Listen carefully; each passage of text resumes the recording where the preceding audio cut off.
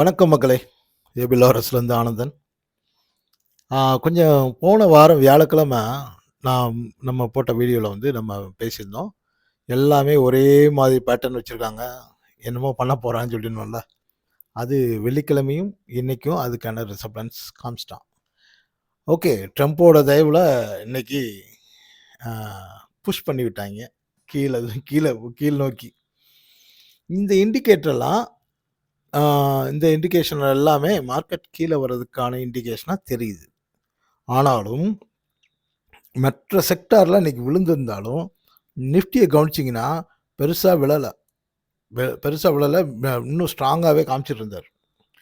So இது இது இந்த மாதிரியான சூழலில் நாளைக்கு ஐபிஓ ஒரு 10 ஐபிஓ லிஸ்ட் ஆகுது. அதாவது 10மே மெயின் போர்டு இல்லை, எஸ்எம்இ வந்து ஒரு 6ம் மெயின் போர்டில் வந்து ஒரு 4ம் ஆகுது. இந்த ஐபிஓ லிஸ்டட் ஆகிறதுக்கும் மார்க்கெட் இப்படி உச்சத்தில் இருக்கிறதுக்கும் இல்லை சரிய போகிறதுக்கும் என்ன இருக்குது, இதையும் நம்ம வீடியோவில் பார்க்க போகிறோம். எந்தெந்த செக்டார்னு வழக்கம் போல் பார்க்க போகிறோம். வீடியோக்குள்ளே போகலாம். ஓகே, நாளைக்கு ஆக போகிற ஐபிஓ லிஸ்டட். நான் வழக்கமாக ஐபிஓவில் வந்து யாரையும் கான்சன்ட்ரேட் பண்ண சொல்ல மாட்டேன். ஏன்னா இந்த ஐபிஓவில் இன்வெஸ்ட் பண்ணுறதெல்லாம் இந்த இந்த படத்தில் சொல்கிற மாதிரி ஹைதர் அலி காலத்து ஜெய்சங்கர் காலத்து பட டெக்னிக்கு. இப்போலாம் வந்து ஐபிஓவில் வந்து ஆல்ரெடி ப்ரீமியம் வச்சு அவங்களே விற்கிறாங்க. அது ஓப்பன் ஆகிறப்போ அவங்க ப்ராஃபிட் புக்கிங் தான் ஓப்பனே பண்ணுறாங்க. ஸோ அதனால் ஐபிஓவில் பை பண்ணலாமா செல் பண்ணலாமான்ற விஷயம் கிடையாது. ஆனால் இப்போ நம்ம பார்க்க போகிற விஷயம் என்னென்னா, இந்த மெயின் போர்டில், அதாவது நம்ம லிஸ்டிங்கில் இருக்கு இல்லையா, என்எஸ்சியில் பிஎஸ்சியில் வந்து லிஸ்டட் ஆக போகிற கம்பெனிஸ் வந்து இந்த ஜாரோ institute of technology, solar world energy, GK energy, Anand Rathi shares and stocks, இதெல்லாம் வந்து நாளைக்கு நம்ம என்எஸ்சி பிஎஸ்சியில் இருக்கும். இதில் வந்து எஸ்எம்இ வந்து அந்த மார்க்கெட் தெரியும்னு நினைக்கிறேன் நிறைய பேருக்கு. பார்ப்போம், தெரியாதவங்க அப்புறமா கேளுங்க. அதில் வந்து ஒரு 6 கம்பெனி வந்து லிஸ்ட் ஆகுது. இதில் என்ன ஸ்பெஷல் அப்படின்னா, இந்த மெயின் போர்டில் இருக்கிற இந்த 4ம் சேர்ந்து கிட்டத்தட்ட ஒரு 2400 கோடி ரூபாய்க்கு ஐபிஓ லிஸ்டட் ஆகுது. 2400 கோடி ரூபாய். அதே இங்கே வந்து எஸ்எம்இயில் பார்த்தீங்கன்னா அது ஒரு 380 கோடி ரூபா வருதுன்னு நினைக்கிறேன். 400 கோடி ரூபா அரௌண்டுன்னு வச்சுக்கோங்களேன், இவ்வளோ வருது. ஸோ இது மாதிரியெல்லாம் இருக்கிறப்போ ஒரு கான்ஸ்பிரசியாக வச்சுக்கோங்க. இதை வந்து நான் வந்து ஆத்தென்டிக்காக சொல்லக்கூடாது, சொல்ல முடியாது. எப்போல்லாம் ஐபிஓ வந்து நிறைய லிஸ்டட் ஆகுதோ அப்போல்லாம் மார்க்கெட் உச்சத்தில் இருக்கும். இல்லை இப்படி யோசிக்கலாம், மார்க்கெட் உச்சத்தில் இருக்கிறப்போ ஐபிஓ எல்லாம் லிஸ்டட் ஆகும். நீங்கள் 2008 இருக்கட்டும், 11 இருக்கட்டும், எப்போல்லாம் வந்து ஐபிஓ நிறைய லிஸ்டட் ஆகுதுன்னு பாருங்கள், மார்க்கெட் உச்சத்தில் இருக்கப்போ தான் ஆகும். ஐபிஓலாம் லிஸ்டட் ஆகி முடித்த பின்னாடி அப்புறமா மார்க்கெட் கீழே இறங்கும். இதுக்கு நான் எதுவும் காரணம்லாம் சொல்ல விரும்பலை. ஆனால் இதெல்லாம் வந்து முன்னாடி நடந்திருக்கு. அதனால நான் சொல்கிறேன், புரிஞ்சவங்க புரிஞ்சுக்குங்க, மற்றவங்க புரியாதவங்ககிட்ட கேட்டு தெரிஞ்சுக்குங்க, அவ்வளோதான். ஸோ லிஸ்டட் வந்து ஐபிஓ வந்து இன்னும் ஆகிட்டுருக்கு. அதனால் மார்க்கெட் இன்னும் விழுகாமல் இருக்குது. ஸோ இது ஏதோ நாசுக்காக சொல்லியிருக்கேன், புரிஞ்சுக்கிட்டவங்க புரிஞ்சுக்குங்க. இப்போ நம்ம மார்க்கெட்டுக்குள்ளே போகலாம். இதைத்தான் சொன்னேன். நிஃப்டி வந்து பார்த்திங்கன்னா அடுத்த சப்போர்ட்னு பார்த்தீங்கன்னா 2150 நல்ல சப்போர்ட்டு. அதையும் உடைச்சிச்சுன்னா 25150, அதையும் உடைக்கும்போது 25000. ஸோ இந்த 25000 வரைக்கும் வரலாம், எந்த பிரச்சனையும் இல்லை. இன்னும் சொல்லப்போனால் 24800, 24750 இந்த ரேஞ்சு வரைக்கும் வர்றதுக்கு சான்ஸ் இருக்குது. அந்த ஜோன் வச்சுக்கோங்க, அது வரைக்கும் வர்ற வரைக்கும் இப்போ ஏறினதுக்கான ஒரு புல் பேக் அப்படின்னு வச்சுக்கலாம். ஒருவேளை ஸ்ட்ராங்காக மறுபடியும் போகுதுன்னா நம்ம வழக்கம் போல் சொன்னது தான் 2500, இப்பொழுதுக்கு 25330, நிஜமாக சொன்னால் 25450. ஆனால் இப்போ வரைக்கும் நிஃப்டி வந்து ஸ்ட்ராங்காக தான் இருக்குது. ஐ மீன் நிஃப்டியோட பேட்டர்னுக்காக சொல்கிறேன். ஆனால் பேங்க் நிஃப்டி வந்து இல்லை சார், நான் வந்து போதும் சார், இவ்வளோ ஏறினது எனக்கு இதாக இருக்குது, டயர்டாக இருக்குது, நான் திரும்பி கிளம்புறேன் அப்படின்னு கிளம்புறாரு.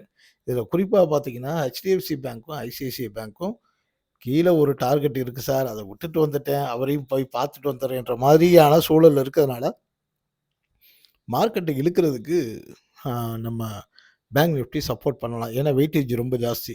இன்றைக்கி இந்த ஓகே. அதனால இதையும் பார்த்துக்கங்க. அ 52,210 இப்பொழுதைய சப்போர்ட்டு. இத உடைச்சா 54,750. அங்க விட்டா 54,200. ஸோ 2, 2% விழுகும்னு வச்சுக்கங்களேன். தோராயமா அப்படித்தான் இருக்கு. அதான் 1000 பாயிண்ட் கேப் இருக்கு. ஸோ அதனால அ பேங்க் நிஃப்டியில ஷார்ட் வச்சிருக்கவங்க சந்தோஷமா இருங்க. லாங் வச்சிருக்கவங்க கவனமா இருங்க. ரைட்டு. ஐடி. இது நாம நேற்று வீடியோ பார்த்தீங்கன்னா கரெக்ட்டா தெரியும். எது எதெல்லாம் எங்கெங்க சப்போர்ட் இருக்குன்னு. அ வீக்லி சப்போர்ட்ன்னு சொன்ன எல்லா அ அ வீக்லி சப்போர்ட் சொன்ன எல்லாத்த விட கீழ தான் இருக்கு. அது இண்டெக்ஸா இருக்கட்டும், ஸ்டாக்ஸா இருக்கட்டும். நீங்க ஒவ்வொரு ஸ்டாக்ஸா எடுத்து பாருங்க. நான் பார்த்துட்டேன். நான் ஒவ்வொன்னா விளக்கம் சொன்னா உங்களுக்கு வீடியோ ரொம்ப இதா இருக்கும். நீங்களே சுயமா பார்த்துக்கலாம். ஸோ இது எல்லாமே ஒரு டர்னிங் பாயிண்ட்டுக்கு கீழ நோக்கி வருது. இன்னும் கூட ஒரு என்ன சொல்றது? மூச்சு இருக்கு சார் அப்படின்ற மாரி தான் 34,300 கீழ க்ளோஸ் ஆனா தான் சார் வீக். இல்லாட்டி நல்ல மறுபடியும் மேல போறதுக்கான இல்ல கன்சால்டேஷன் ஆகுறதுக்கான ஒரு நல்ல சான்ஸ் இருக்கு. ஸோ இப்பொழுதைக்கு 35,150ம் அது பிரேக் பண்ணி போனா 34,300ம் இதோட சப்போர்ட் இருக்கு. மேல ரெசிஸ்டன்ஸ் பார்த்தீங்கன்னா 35,750 அது இமிடியேட் ரெசிஸ்டன்ஸ். ஆனா ரியல் ரெசிஸ்டன்ஸ்ன்னு பார்த்தீங்கன்னா 36,580ல தான் இருக்கு. ஸோ 2க்கும் விஷயம் புரியும்னு நினைக்கிறேன். இன்னைக்கு பார்த்தீங்கன்னா விழுந்துட்டு எல்லாம் கொஞ்சம் வேகமா மேல ரெக்கவர் ஆனாரு. ஆனாலும் சஸ்டெயின் பண்ண முடியல. இன்னைக்கு அதிகமா அடி வாங்கின ஆளுன்னா நம்ம டிசிஎஸ் அண்ணாச்சி தான். ஸோ அதனால இந்த ஸ்டாக்ஸ்லாம் பாருங்க. நேத்து நம்ம குடுத்த இந்த லெவல்ஸையும் நீங்க செக் பண்ணி பார்த்தீங்கன்னா, அடுத்த சப்போர்ட் எங்க இருக்குன்னு ஒவ்வொரு ஸ்டாக்குக்கும் இருக்கு. மிஸ் பண்ணாம பாருங்க. ஓகே. அடுத்து எஃப்எம்சிஜி. இதுல என்ன இன்னைக்கு ஏன் எஃப்எம்சிஜி கொஞ்ச நாள் விட்டுட்டு இப்ப சொல்றேன்னா, நம்ம இந்த 55,900 55,900ன்னு ஒரு முக்கியமான சப்போர்ட் சொல்லிட்டு இருந்தோம். ஞாபகம் இருக்கா? அத உடைச்சா பெரிய அளவுல ஃபால் ஆகும்னு சொல்லிட்டு இருந்தோம். அந்த 55,900 இன்னைக்கு உடைச்சு காமிச்சிருக்கான். உடைச்சிட்டு 850 சம்திங் வரைக்கும் வந்தது. 55,850 வரைக்கும் வந்துட்டு, திருப்பி 56,000 போயிட்டான். அது வேற விஷயம். ஆனால் ஒன்ஸ் உடைச்சு காமிச்சுட்டு இண்டிகேஷன் குடுத்தாச்சு. ஸோ அ எஃப்எம்சிஜி ஸ்டாக்ஸ் வச்சிருக்கவங்க இனிமேல் கவனமா இருங்க. அது ஏன்னா இத உடைச்சுச்சுன்னா, அடுத்ததா வந்து 54,660 தான் அடுத்த சப்போர்ட். அதாவது கிட்டத்தட்ட 4% விழுக வேண்டியது இருக்கு. ஆ கவனமா இருங்க மக்களே. ஃபைனலா, "டேய் நீ என் லிஸ்ட்லயே இல்லையாடா" அப்படின்ற மாரி ஃபார்மா வந்து ஒழுங்கா தான் போயிருந்தாரு. ஆக்சுவலி டிஃபென்ஸ் ஸ்டாக்கு டிஃபென்சிவா பிஹேவ் பண்ணுவாரு. மேல போவாருன்னு எதிர்பார்த்துட்டு இருந்த நேரத்துல, தனியா இன்னைக்கு அதிகமா அடி வாங்குனது சார் தான். ஸோ அடுத்த சப்போர்ட் வந்து 22,240. இதுக்கு கீழ போகும் பட்சத்தில், இவரும் கொஞ்சம் அடி வாங்குறதுக்கு வாய்ப்பு இருக்கு.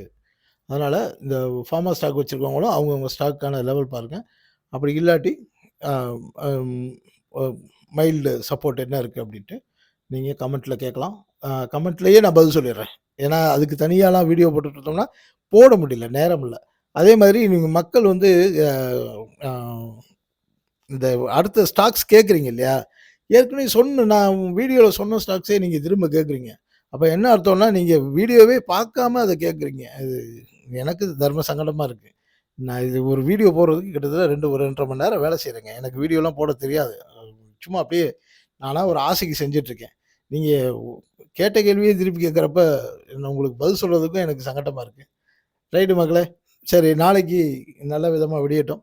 நாளைக்கு நாளைய அனலைஸ்ல பார்க்கலாம். உங்களோட சந்தேகங்கள் ஏதாவது இருந்தா கேட்கலாம். இல்ல என்ன மாரி வீடியோஸ் வேற ஏதாவது கன்டென்ட் போடலாம்னாலும் சொல்லுங்க. போடுவோம். நன்றி. வணக்கம்.